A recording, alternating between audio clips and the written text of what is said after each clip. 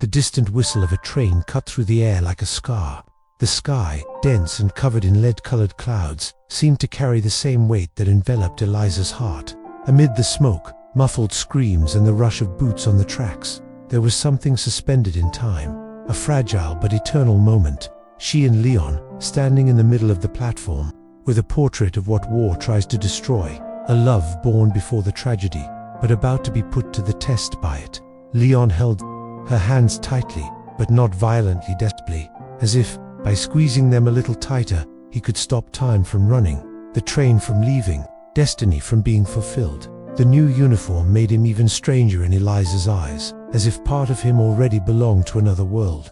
A world where letters were perhaps the only bond between two hearts that had never accepted the end. Eliza searched his eyes for some sign of certainty, but found only what she feared most: doubt, fear, anticipated longing. And yet, there was love there. Love that overflowed between the restrained gestures, the silent words, the desperately silent looks. "Are you sure you need to go?" she asked, knowing the answer would hurt, but still wanting to hear it. Sometimes, the heart asks to bleed with awareness. Leon didn't answer right away. He looked around. He saw mothers crying, children clinging to the legs of parents, trying to be firm, nervous soldiers trying to hide their own fragility. This station wasn't just a departure point, it was a stage for farewells that might never find a return. "It's not about certainty, Eliza," he said finally. "It's about obligation. And about you, too. About me. I'm going because I want you to have a world where you can walk the streets without fear, where children can run free, where the future exists. I don't know if I'll come back, but if I don't go now, if no one goes, that future will never come." She felt a lump form in her throat. That was typical of Leon, speaking with the weight of someone carrying the world on his shoulders, but with the sweetness of someone who loves with a rare truth. "What about us?" she whispered. "What happens to us?" Leon smiled, a weak but sincere smile. He took from his pocket a small iron ring, made by himself weeks before, a symbol, crude but full of intention. He couldn't buy gold, but he could promise with what he had. He placed the ring in her palm, closed his fingers over it and said, "We're not done here. Promise me that you'll keep this, that you'll wear it around your neck, as a promise, because, even if I don't come back, you'll know that part of me has always been with you." Eliza nodded, her eyes brimming with tears. He kept the ring on the chain he was wearing and placed it on his chest, very close to his heart. The train whistled once more. "The matches are in a hurry. War does not wait for complete farewells. Promise you'll wait for me?" he asked. "Even if it takes a while, even if never," she hesitated. The silence between them was so deep that the whole world seemed to disappear around them. Then, touching his face with both hands, she replied, "I hope, because loving you was never a choice. It was a surrender." The train pulled up. The soldiers began to board. The shouts grew louder. Leon hugged her tightly, as if trying to engrave every detail on his body. The smell of her hair, the curve of her shoulder, the rhythm of her breathing, and he whispered, "We will meet again, no matter what happens. Where it all began. If one day all this passes, come back to the station. Wait for me there. One day, I will return." It was the last look, the last word, the last time they touched. Leon climbed into the carriage. Eliza didn't cry there. She just stood there, her eyes fixed on the window. He watched her too. A silent, profound, desperately needed exchange. The train began to move. She raised her hand, but didn't wave. She just kept her arm outstretched, as if she wanted to stop time from moving on. And then, he was gone. When the noise of the train disappeared on the horizon, Eliza turned slowly. She walked alone through the streets, listening to the sounds of everyday life in the background, trying to continue. But everything in her screamed, pause, because her world had just left. Arriving home, she took off the dress she was wearing. He folded the clothes as usual. I washed the dishes as usual, but there was no more as usual now. Everything was as if he were still here. He took out the blue notebook they kept to write down silly dreams and grocery lists, and he wrote, "Today you left, and something in me left with you, but I will hold on tight, because what we have is greater than distance, than war, than death. Come back to me, Leon. Come back to what we started to be." She closed the notebook. She kept inside it the first letter she would write. And, without knowing it, she was beginning a routine that would last much longer than she expected. Because when you truly love, writing is resisting, and she was ready to resist. For him, for them. Before the bells of war rang, before the world broke into trenches, sirens and separations, Eliza and Leon discovered each other at the most unlikely time, when everything around them already announced that hope was disappearing. Yet, amidst the shadows, something pure emerged, a love that blossomed in silence, on the edge of the world, like a delicate flower growing among rubble that had not yet been destroyed. The town where they lived was small, with narrow streets, where everyone knew each other.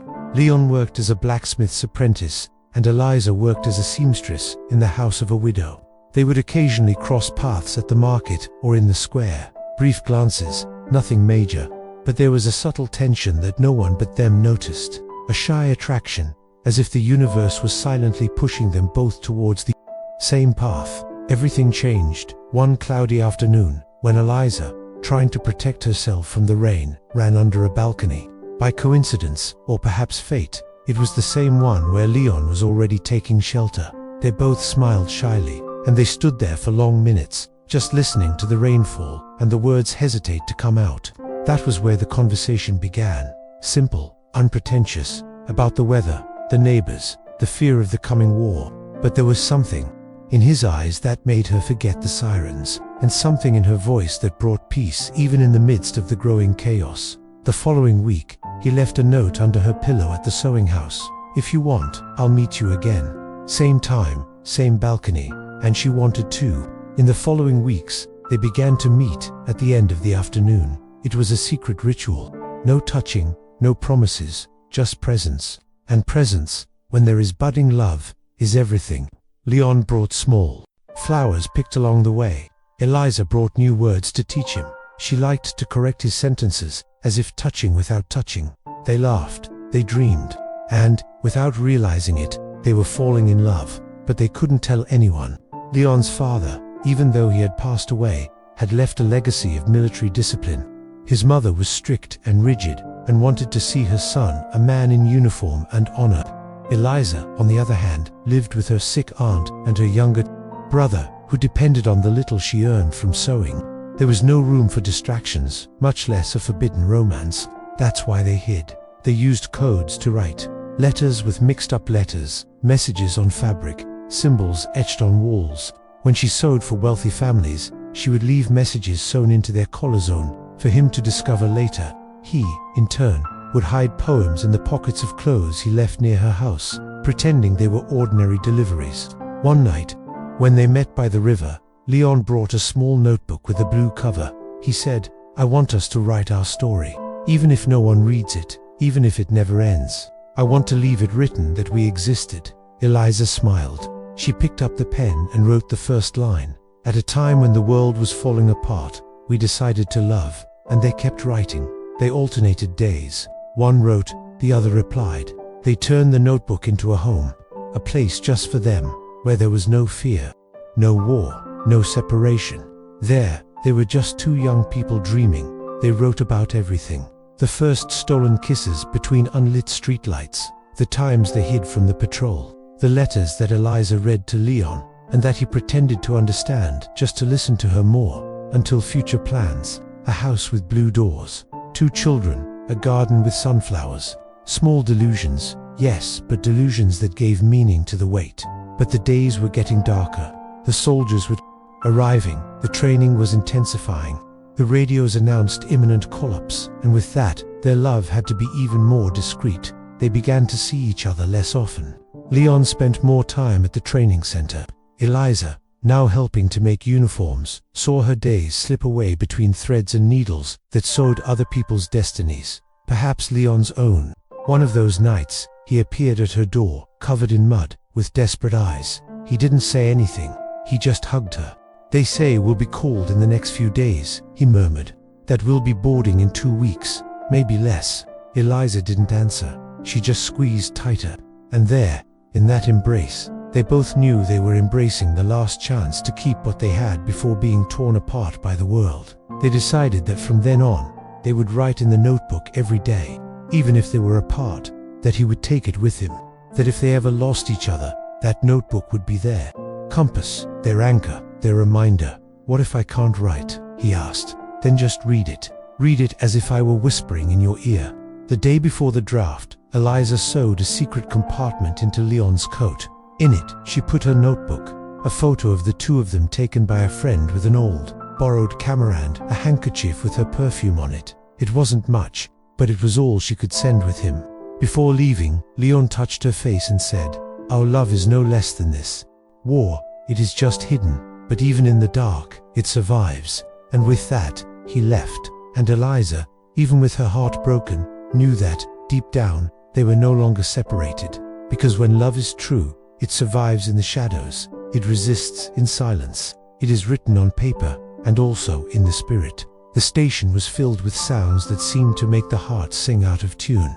The echo of hurried footsteps, the shouts of officers calling out last names, the shrill whistle of trains preparing to depart. It all sounded like an end alarm. And at the center of it all were Leon and Eliza, two young people trying to grab time with their hands, as if it were possible to stop life from slipping through their fingers. It was morning. The sky was opaque. The sun tried to break through the heavy clouds, but gave up, as if it too was mourning what was to come. Eliza held Leon's hand tightly, and he, trying to appear firm, kept his face turned toward the platform, although his eyes were desperately searching for hers. "It's all happening so fast," she said, her voice breaking. "Yesterday you told me about flowers. Today, you're going to war." Leon pressed his lips together. He was not the kind of man who cried easily, but there was a dampness there, at the edges of his gaze, that had nothing to do with the wind. It was contained pain, fear hidden in muscles that tried to appear unshakable. "I thought I would have more time," he replied. "Everyone thinks," she whispered. There was a crowd around, but the two of them were in another dimension. Every word spoken was urgent. Every silence, a scream that wouldn't come out. It was as if that moment was the last place where they could still be each other. Eliza took a small, carefully folded letter from her pocket. The envelope was sealed with a piece of red thread. "It's for you, but only read it if you think you won't come back." Leon didn't want to pick it up right away. The gesture seemed to finally, he reached out and put it in his left coat pocket. That letter, he thought, was perhaps her only sound on days when everything around her turned to noise. "I thought about writing so many things," she continued, "but I realized that the most important words we already said in silence." "I will remember every silence," he replied. The loudspeaker announced the boarding. The names began to be called in sequence. Leon's had not yet been pronounced, but it was close. The soldiers, lined up, were already receiving orders for positioning. Eliza looked at him as if she were looking at him for the last time. She touched his face. Her fingers trembled. "When you're there, if you close your eyes, will you see me?" Leon nodded.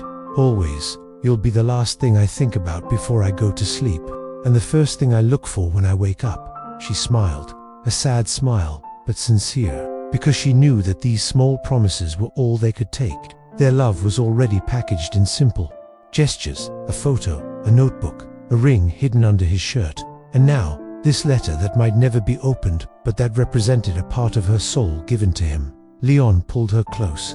The hug was long, dense, no rush. It was no longer just a gesture of affection. It was a pact, a silent vow between two hearts that refused to accept separation as the end. "We'll meet again," he said, whispering in her ear, "where it all began. Remember?" She nodded. Of course she remembered. The promise on the balcony, the crazy plan to meet at the station where it all began. If life allowed it. It was childish. It was unlikely. But it was theirs. "If everything goes wrong," she began. "Don't say that," he interrupted. "But if you can, find me in our writings. Find me in what we left on paper. Because there, Leon, there, we continue to exist." His name was called Leon Matthias, Platoon 4. The voice sounded metallic, immediate, final. The train snorted like an animal about to run. Time was running out. He kissed her hastily, tenderly, desperately. Then he pulled away. One step too, he stopped. He came back. He touched her face again. He memorized every line, the contour of her jaw, the texture of her hair, the sound of her breathing as she tried to be strong. "Promise you'll keep writing?" he asked. "Every day, even without an answer." Mostly no response. He smiled, and then he was gone. He climbed onto the train. The crowd swallowed him up. Eliza lost sight of him. She tried to find him among the faces, among the windows, among the identical uniforms, but she couldn't. When the train whistled and began to move, she took a step back. She didn't wave. She didn't cry. She just stood there, motionless, her heart in pieces. As the train disappeared around the bend in the track, a woman next to her burst into tears. Another woman ran after the train for a few feet. Eliza remained where she was, silent, but inside, it was as if she was screaming, as if everything in her was saying, "This shouldn't be happening." On the way home, she walked alone. She felt empty, as if part of her had boarded that train too. When she got to her room, she didn't take off her shoes. She sat on the edge of the bed and opened the blue notebook. She looked at the pages. She touched the paper. Then she wrote, "Today you left, and I stayed. We stayed. Because what we were still exists, here, in this notebook, in this body, in this room. I promised to wait, and I will. But it shouldn't have happened like this. The world should give more time to the right loves." She closed the notebook. Night fell, and with it, absolute silence. Outside, the dogs barked. The windows closed. The radio reported the movement of the troops. But Eliza could no longer hear anything. The only sound inside her was her heart trying not to collapse. Because the farewell happened, but it shouldn't. And now, all that was left was to wait. Time has cruel ways of making itself felt. Sometimes it roars loudly. The shouts of goodbyes, in the noise of a train departing, in the sound of boots marching through the streets. But after everything is gone, it whispers, or worse, it falls silent. And this silence, when it sets in, is like a constant scream that no one hears anymore, except those who are left behind. Eliza, now alone at home, spent the first few days after Leon's departure in a state of suspension. Her hands continued to sew, her feet continued to move between the bedroom and the kitchen, but she was no longer there. It was as if her body followed the routine to maintain some semblance of normality, while her soul remained still on the platform, still waiting for the train to stop halfway and return. But he didn't come back, and with him, he took the one presence that filled every corner of the house with meaning. The cup of coffee she had prepared without thinking twice now remained full for hours. His clothes were still folded perfectly, but his scent was beginning to fade. The chair where he had sat on the porch remained there, empty, but it seemed as if the air around it was thicker, as if something or someone was missing. The radio was turned off, the letters, none yet, and the blue notebook, which she had promised to feed every day, was now the only place where she felt she could continue talking to him. I wrote as soon as I woke up, like someone who was praying, and sometimes I would also write before going to sleep, as if waiting for an answer from heaven. Today I dreamed about you, Leon. You were in a field, with a dirty face, but smiling. I tried to call you, but my voice wouldn't come out. You just waved, and disappeared into the fog. Is this a sign, or is it just that I miss you too much? People around her began to ask questions. Neighbors offered advice. Aunts suggested that she should be strong. Some said that maybe he was already dead, and it was time to move on. But Eliza just smiled politely and went back to her silence, because there were things that couldn't be explained, and loving Leon was one of them. She had developed strange habits. Every day, at the same time in the afternoon, she would sit on the porch with a cup of tea, the same time they had met, back when everything was a secret. Even without him, she would remain there, waiting, maybe, or just trying to keep alive the ritual that had brought them together in the first place.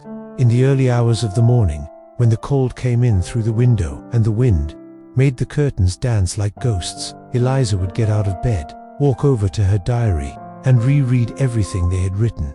The plans for a garden, the names they had chosen for children who might never come, the recipe for the bread she said he would never learn to make properly. And he cried, but not a loud cry. It was a contained cry that ran down the face in silence, the kind of tear that doesn't scream, but weighs heavily. Each drop was a memory, an absence, a hope that insisted on remaining alive, even in the face of so many absences. One afternoon, when she was returning from the market, she found a child selling flowers on the street. They were simple, wild flowers, picked from the outskirts of the village. The girl offered one for a coin. Eliza took 2 coins and chose 3 flowers.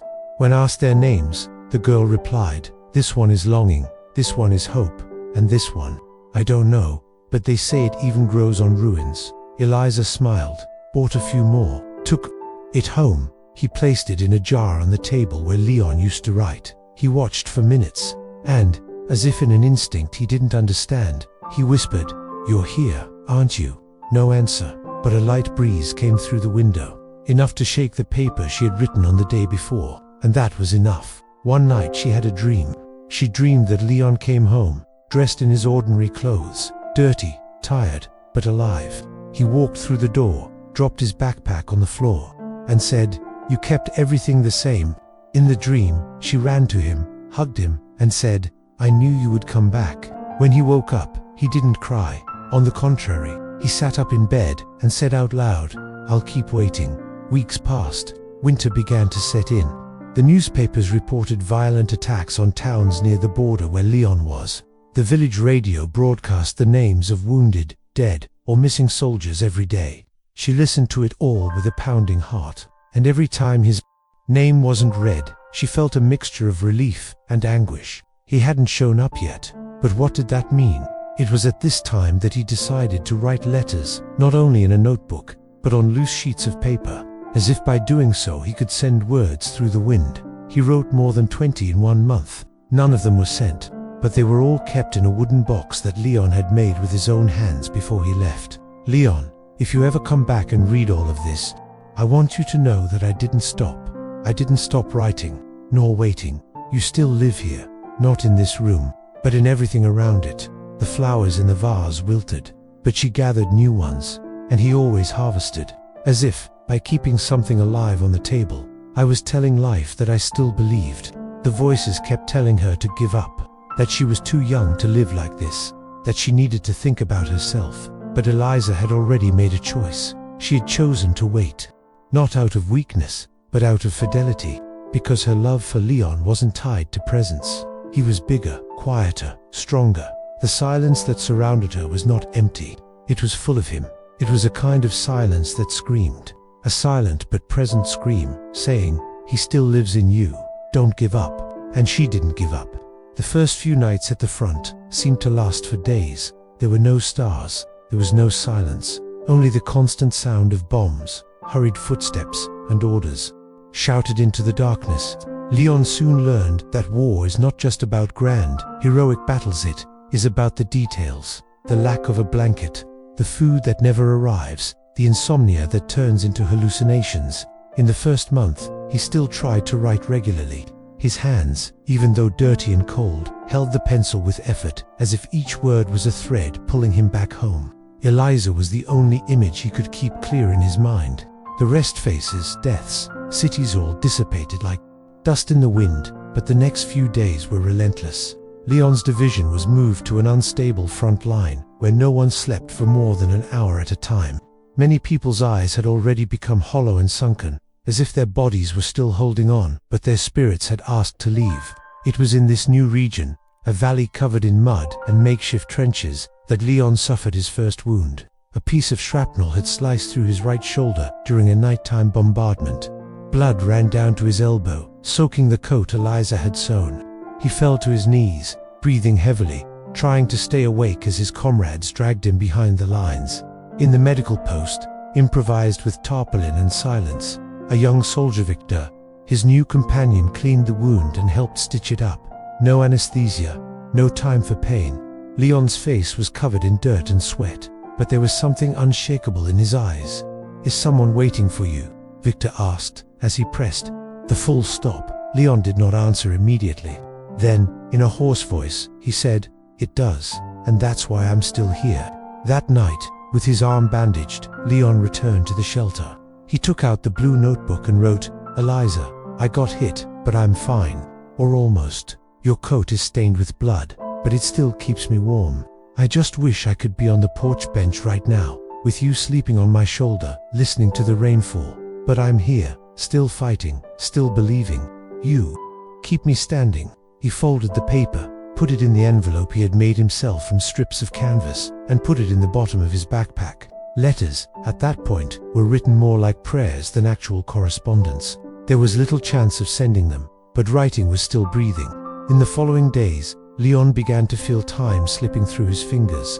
Casualties mounted, command was confused, and rumors said they would be surrounded. Many spoke of retreat, others of resisting until the end. That was when the most violent bombardment since I had arrived began. For 4 days, without respite, the sky seemed to fall. The earth shook without stopping. The trenches no longer protected. Men shouted names that would never be heard. It was the end, and everyone there knew it. Leon, now thinner and paler, always carried 3 things with him: the blue notebook, the photo of the 2 of them, and Eliza's letter, the one she had given him at the station and said only, "Open it if you feel like you're not coming back." For days, he didn't look at her. But that morning, after the 4th consecutive bombing, he sat silently in the dark shelter, with the rain dripping through a crack in the roof, and picked up the envelope. He held it in his hands for long minutes. His fingers trembled, his heart beat like a distant drum. And then, without saying anything to anyone, he opened it. Her handwriting. That handwriting he would recognize even with his eyes closed. "Leon, if this is the last thing you read from me, then let it be this. I love you, but more than loving you, I understand you. I understand that you went, that you fought, that you tried. And if you can't come back, I want you to know that I'm letting you go, not out of weakness, but out of love. Because loving is also allowing someone to be whole, even from a distance. And even if the world never brings us together again, I promise, you will be mine forever." Leon closed his eyes. A tear slowly fell. He wasn't one to cry, but that night was different. That night was the first time he truly felt like he might not come back. It was then that he wrote the most important letter of his life, not in the notebook, not on loose sheets, but on a special piece of paper that he had kept since before he left. It was supposed to be his farewell letter, in case he couldn't come back. "My Eliza, if this letter finds you, it's because my body couldn't, but my soul is there, sitting with you reading this. I fought until the end. But I fought with you inside me. You were my strength, my memory, my future. I didn't have time to carry out the plans we made, but I had time to love you with everything I am. Promise me something. Live, for me, for us, and write. Tell the world that, in the midst of war, there was a love that survived." He folded the letter carefully. He called Victor. "If something happens to me, promise to deliver this." Victor nodded seriously. He took the letter as if he were receiving a sacred object. The next morning, the final order came. Resist. Even without ammunition, without reinforcements, without a chance. Leon set out on the final offensive with the letter in his heart and the memory of Eliza in his chest. He knew he didn't have much of a chance, but he was going because he had promised, because he loved her. And the end began there, not just war, but of all that they were. The day dawned with a treacherous calm. After days of uninterrupted bombardment, there was silence. A dense, piercing silence that brought no relief, but rather foreboding. The wind blew like a lament. The trenches were covered in hardened mud. The bodies were no longer in a hurry, neither the living nor the dead. Leon woke up to the sound of hurried footsteps and the rustling of papers among the officers. It was time. The offensive that everyone knew would not bring victory. The mission was not to win, it was to resist. It was to sacrifice what was left, and among those who remained, he dressed slowly. The pain in his injured shoulder was still throbbing. The coat Eliza had sewn was now more patch than fabric, but he used it as armor. Inside it, the blue notebook, the photo of the 2 of them hugging in a distant summer, and the paper he had just written on the night before, his farewell letter. He handed it to Victor. "If I fall, give it to her." Victor nodded silently. He took the letter carefully. There was respect in the gesture, like someone who receives a will, like someone who understands that some words carry more than ink. They carry love, life, and what's left of hope. The battle began at dawn. There were hours of smoke, noise, confusion. The enemy line advanced like a swarm. Many fell in the first few minutes. Others didn't even shoot. Leon ran, shouted, protected, until an explosion threw him to the ground. Everything went white, then dark, then silence. Victor saw him fall. He tried to reach him, but he was dragged away, captured, imprisoned, along with dozens of other survivors. He was taken to a detention camp, far away. No maps, no names, no clear destination. But with him was still the letter. Even without knowing if Leon was alive or dead, he kept it. He hid it inside his boot. Then, he sewed it into the collar of his shirt. He ate little. He slept standing up. But he never lost that paper. It was as if now, that mission was his. Months passed. The camp was evacuated during a night retreat. Victor took advantage of the confusion and fled. He wandered through devastated villages. He begged for food in exchange for help in the field. He never stopped for long. He just wanted to get to the city Leon said he had come from. Eliza, he would murmur sometimes, "Where can I find you?" There was no address, no last name, just her name, and the sparkle in Leon's eyes whenever he mentioned her. Meanwhile, Eliza was still waiting, in the same place, with the same habits. Letters continued to be written, but none were answered. The flowers in the vase were replaced every week. The blue notebook, now full, was already showing signs of wear, but she wouldn't let it fall apart. It was all I had. The radio broadcast daily bulletins. The war was coming to an end. Treaties were being negotiated. Troops were being withdrawn. And with that, hope cruelly was being rekindled. Maybe now he'll come back, he thought. But the days passed, and nothing. It was on a cold morning that she decided to visit the village's military post. She wanted names, lists, anything. The soldier who attended to her was young and nervous. He rummaged through documents. He looked through dusty archives. "Leon Matthias," she said, her voice firm. The boy took a while. Then he replied, "He is listed as missing. There is no identified body. There is no record of him returning." That word "missing" pierced deeper than any death sentence, because death, at least, allows mourning. Disappearance is an absence that cannot be named. It is a blank space where everything hurts. Eliza left there in silence. She walked aimlessly through the streets. She sat on the church steps and cried for the first time in weeks. A long, silent cry of someone who no longer knew what to feel or what to expect. That night, he wrote in his notebook, "Today they told me you disappeared, as if you were a shadow, as if love turned to smoke. But I refuse to accept it. You exist, in me, and that, ... no one can erase that." She then started a new habit. He started writing the same sentence on all the papers in the house, on walls, on the backs of receipts, on fabrics, on loose sheets. "Leon, come back to me." It was as if he wanted to spread his pain to the world. As if, by writing so many times, she was shouting for the universe to hear her. Meanwhile, Victor continued to wander. One day, he came to a small town and saw a handwritten sign, "Survivors Wanted, Family Reunion." This was his chance. He asked for names. He looked for Eliza, but nothing, until he met a woman who said, "I know an Eliza, dressmaker. She has been waiting for her fiancé since the beginning of the war. He lives in a village 2 hours from here." He didn't hesitate. The next day, he was there. He stopped in front of the blue house. The windows were open. The faint sound of old music was coming from inside. He knocked on the door. Once, twice, 3 times. Eliza answered, seeing the man before her, dirty, with worn clothes and a look full of unsaid things. She hesitated. "Are you Eliza?" "Drunk." He took an old letter out of his pocket. It was crumpled and had signs of age, but it was intact. "Leon asked me to give you this." She stopped breathing for a second. He recognized the handwriting, trembled. He sat on the porch and opened it. "Leo," and he cried, her hands covering her face, her shoulders shaking. It wasn't pain, it was relief. It was a reunion. It was the certainty that her love had not been forgotten. When he finished, he looked at Victor and whispered, "Thank you, you brought him back." Because sometimes the body doesn't come back, but the word, that's enough. Even when it seems too late. The paper was still in her hands. Leon's words seemed to whisper from the page, alive, fresh, as if they had been written that morning. Eliza didn't know how long she sat on the porch with the letter open on her lap. The world had stopped around her. Time had lost its sound. She read and reread the same passages, like someone who refuses to believe, like someone who has finally found what she has waited for so long and now fears it is a dream. Victor remained silent.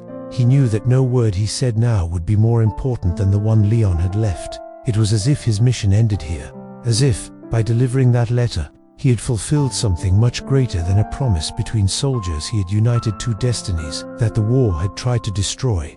Eliza looked at him with teary eyes, unable to smile. He was still thinking about me. Until the end, he never stopped. Victor replied, It was as if every step he took there was for you. Silence returned. But it was no longer the silence of absence. It was the silence of unexpected presence, of the miracle that did not come from the return of the body, but from the word that arrived, even with all the obstacles, with all the headwinds. The letter was Leon. It was his voice, his love, his final surrender. After a few minutes, Eliza stood up. She picked up the blue notebook and carefully pasted the letter onto the last blank page. She ran her fingers over the paper, as if sealing a story. Then she closed the notebook gently, as if to say, "Now I can continue." "You've come a long way, haven't you?" she asked. "From where he fell, and before that, from nowhere. I was just trying to come back with something that was worth more than the war itself." She invited him in. She made tea. The atmosphere in the house seemed to breathe differently now. It was as if, finally, the waiting had found an answer. Not the end, but the meaning. Leon had not disappeared. He had loved until the very last moment, and left that written. That night, Eliza did not sleep. She lay awake with a letter in her hands, sitting in front of the window, watching the dark sky, listening to the crickets, smelling the wind blowing through the curtains. She cried softly, but not out of sadness. She cried with gratitude. She cried with relief. She cried because there was still something inside her that Leon could not take away: faith. A few days later, Eliza returned to the station where it all began. She took with her a white flower, and the first letter she had ever written to him, the one that had never been sent. She sat down on the same bench where he had said, "We will meet again, no matter what happens," and she smiled. "You kept your promise," he whispered. He buried the flower near the bench. He pinned the letter between the wooden planks with a small pin, and he stood there in silence for long minutes. When she returned home, she lit a candle and left it on the table next to the blue notebook. The world was still full of ruins, pain, memories shattered by the war, but inside her, a part had been rebuilt. It wasn't just longing anymore. Now there was peace, because sometimes the miracle isn't in changing the ending, it's in delivering the last word, and Leon delivered that one. A few days after receiving Leon's letter from Victor, Eliza woke up with a desire she couldn't ignore. Something inside her, still unfinished, was asking for more. It wasn't doubt. It wasn't longing. That was already part of her. It was a silent need to go, to see, to step foot in the place where he had last been. Not to suffer, but to understand. She wanted to touch the ground he walked on, breathe the air he breathed in the last few days, feel, with your whole body, what words could not translate, and perhaps, there, conclude a chapter, not of history, but of mourning. Victor didn't hesitate when she spoke. "I'll take you." They set off at dawn, with little luggage and much silence. The journey was long. First, a slow train, crossing reborn fields, half-abandoned stations. Then, a cart, lent by a farmer who sympathized with the story. Finally, the two walked along forgotten trails, among rocks, mud and bushes twisted by winter. When they reached the valley, Eliza stopped. The place was silent, deserted, still scarred by the horrors of war. Trees were broken, walls were riddled with bullets, no birds sang.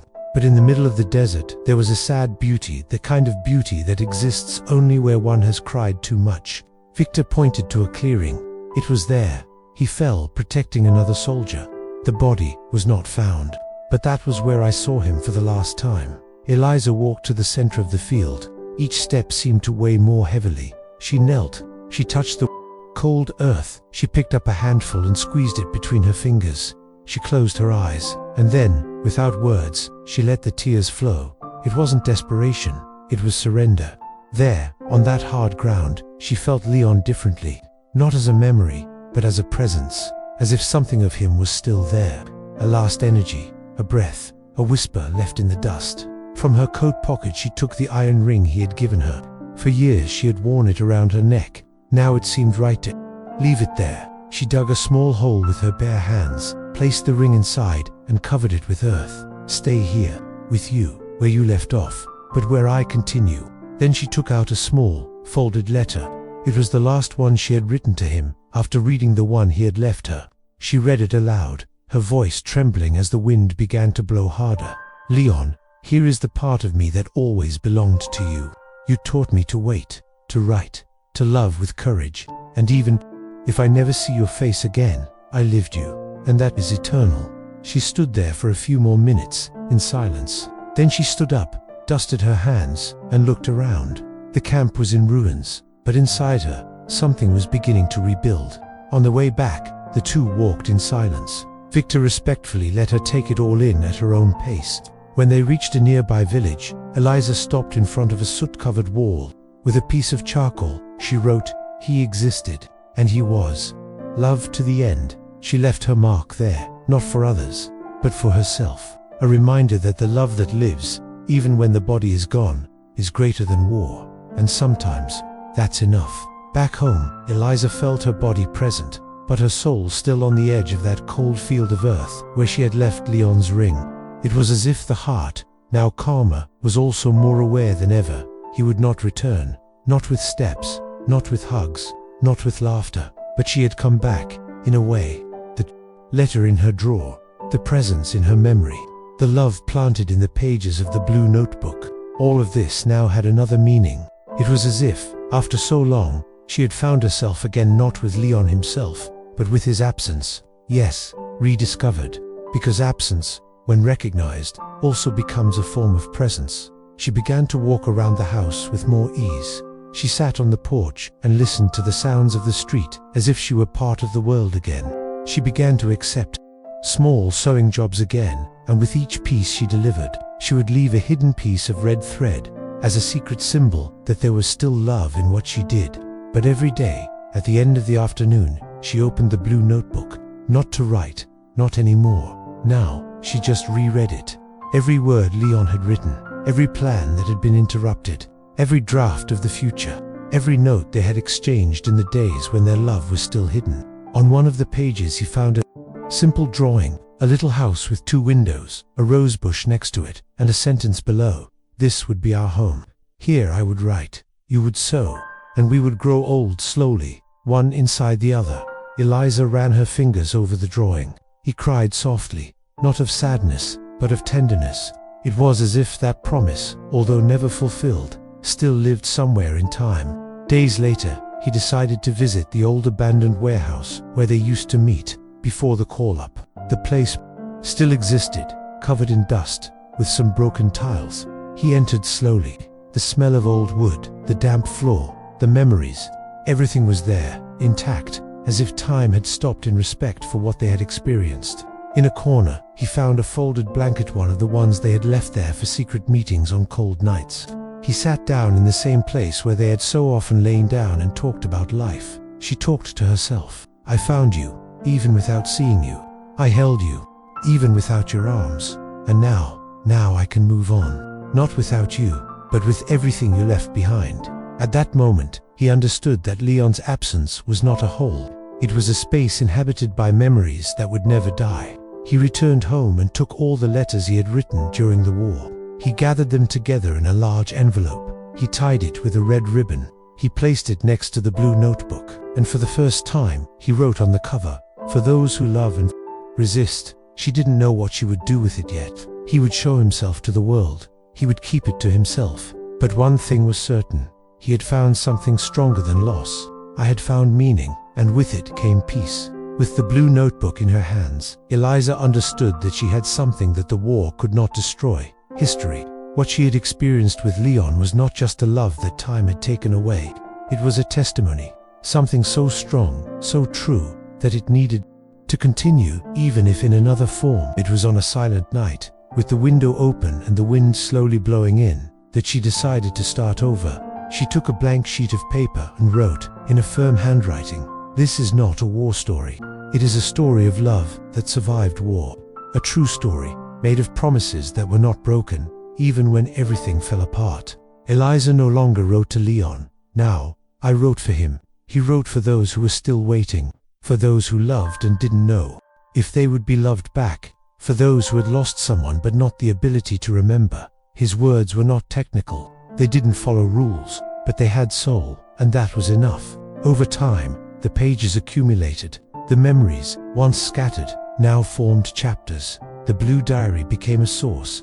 The letters that were never sent became bridges, and the pain finally found meaning. She chose the title carefully, The Promise That Endured. It was simple, but it carried everything.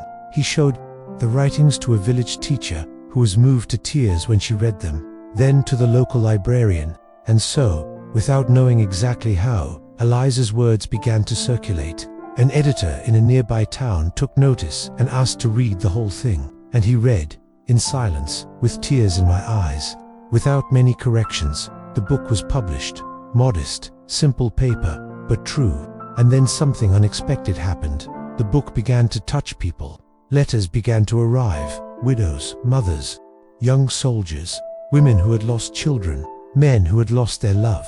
Everyone saw themselves there, waiting for Eliza, in Leon's courage, in the absence transformed into memory. She was invited to read a passage at a small local school. She took the stage with trembling hands, holding a worn copy of her own book. She read, "Leon left, but he left something that death cannot take, words, and his words brought me back, to life, to meaning, to love that does not die, but transforms." Timid applause, discreet tears, and then, the most beautiful silence Eliza had ever felt, the silence of listening. That night, when he returned home, he lit a candle next to the blue notebook. He smiled at the photo he still kept fondly. "We met again, Leon, not on the station bench, nor on the city streets, but here, in this word that still beats." She finally understood that some promises are fulfilled in ways we don't expect, and that the reunion sometimes happens on the page. Time does not heal, it transforms. Eliza learned this as the seasons passed, as the smells returned in spring and the silences grew longer in winter. Time did not give Leon back to him, but it brought something she didn't expect to find: acceptance, and with it, a hope that no longer hurt, it just pulsed. It wasn't the hope of returning. She had buried that in the field where she had left the iron ring. It was another, more subtle, more mature. It was the hope that the love they had lived would still be able to bear fruit, even if Leon was no longer there to see it blossom. The publication of the book was only the beginning. With it came letters from strangers. Long letters, short letters, handwritten letters, and typed letters. Some contained confessions, others, thanks. One in particular said, "I never wrote a letter to my husband while he was away at war. I was afraid to get attached. Your book taught me that love is taking a risk. Thank you for making me write, even if it's late." Eliza saved each one. I felt that, somehow, Leon received them too, because the love they had experienced had spread, and now it was returning in waves that touched other hearts. It was as if each shared pain gave her back a little sense, a little strength, one last hope. That's why he decided to create a space, a small place, but full of soul. A room at the back of the house was transformed into a memory room. People could come in, read the blue diary, leave letters, light a candle. Little by little, objects began to arrive: handkerchiefs with embroidered names, old portraits, red ribbons. Each visitor left something and took something with them. In a corner of the room, Eliza placed a simple frame.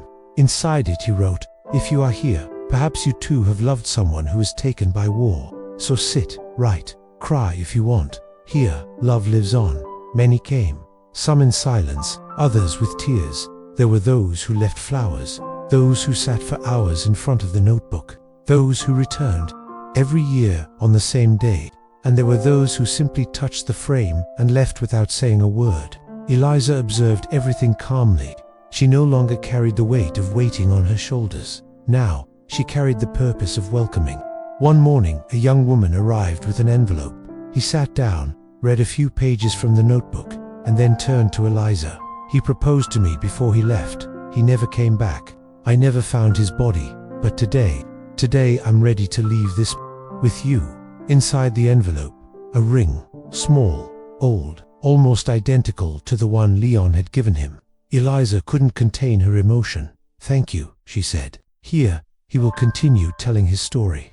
And so, little by little, Eliza became the guardian of many stories. But there was one thing she hadn't told yet, her own. So, on a calm night, with a light rain falling, she wrote her last letter to Leon. "My love, I haven't forgotten you, but I learned to remember you without pain, to love your absence without it destroying me, living not in spite of you, but for you. This is my last letter, not because I leave you, but because now, you live in everything, and me, I continue, with you in me." He folded the letter, he put it inside the notebook, and closed it. It was the last page, but not the end. Because as long as there is love, there will still be words. And as long as there are words, hope, however small, timid, silent, will continue to live. The world had followed. The streets were once again filled with children. Trade was recovering. New faces circulated around the village. But for Eliza, it wasn't about going back to the way things were before. There was something that would never return, also something that would never leave her. Love for Leon was no longer stuck in the past. It was no longer a paralyzing longing, nor a painful memory. It was something different now. A kind of love that no longer needed to prove its presence. A love that simply continued. And it was this realization that changed everything. Walking through the square one morning, Eliza saw a young couple laughing under a tree. The girl had her hair tied up like hers when she was younger. The boy looked at her the way Leon had looked at her, with that rare attention of someone who listens even to silence. Eliza stopped for a moment, not to grieve, but to smile. Yes, they had been that, and in a way, they still were, because the love they had lived had not died with the war. It survived. There, in that exchanged look, in that touch of hands, in that kind of affection that endures. Later, at home, he picked up a new notebook. The cover was white. The pages were clean. He wrote just one sentence on the first page. The love that survives the end is the love that is reborn in others. He decided to start a new writing, not to mourn what he had lost, but to record everything that was left, and what was left was a lot. The letters remained now organized, carefully stored in a wooden box with Leon's name carved into the lid. What remained were the names that were never given to children who never came, but who, even so, lived on in her stories, in characters and stories that she wrote for children at the village school. The smells remained, the sound of his laughter echoing in her memory, the taste of the bread he never learned to make, but that she continued to prepare as if it were a ritual. And, above all, there remained certainty. Leon was gone, but what he built with her, that wasn't gone. It stayed, it grew. It blossomed inside her, and it spread. Because true love does not end when the touch ends. It changes form. It extends into words, gestures, legacies. It survives in the eyes of those who continue to live for two. On one of her last visits to the field where she left the ring, Eliza took a rosebush cutting with her. She planted it with her own hands. She knelt before the earth and said, "Here, where everything ended, let something begin." In the following years, he returned there whenever he could. The rosebush grew. It gave flowers even out of season. Some people in the village said it was a miracle, others that it was the plant's stubbornness. But Eliza knew it was Leon. It was him, insisting on existing where the world tried to erase him. And every time she saw the petals open under the grey sky, she smiled, because that was all she needed. A flower born from pain, a love that conquered even the end. At the bottom of a drawer, among old handkerchiefs, dried flowers, and aged newspaper clippings, Eliza kept a blank sheet of paper. It was a plain piece of paper, carefully folded and tied with a blue ribbon. It had never been written, but it was always there, waiting for the right moment. It was the letter she would one day write if Leon returned. For years, she imagined herself sitting at the table, her heart racing, trying to put into words everything that was stuck in her throat, what she felt, what she experienced, what she endured for love. But the moment never came, and the leaf remained intact. In truth, Eliza now understood that this letter was never really meant to be written, because everything that needed to be said had already been said. In the glances exchanged at the station, on the lines you filled in the blue notebook, in the letter Leon left for her before he fell, in the flowers she planted, in the words he spread throughout the world afterwards. The letter that was never written had become life, not in words, but in actions, not in ink, but in choices. It was a silent confession that, despite the absence, love remained. That, even without a physical reunion, she found meaning.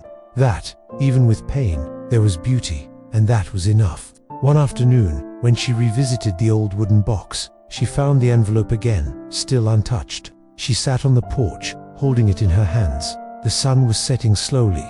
The sky took on shades of gold and violet, as if time had also learned to slow down with her. He stayed there for long minutes. Then he opened the envelope delicately, as if it was still something sacred. He took out the blank sheet of paper, and instead of writing, he just held it against his chest. He closed his eyes. He took a deep breath, and he whispered, You already know everything I would say."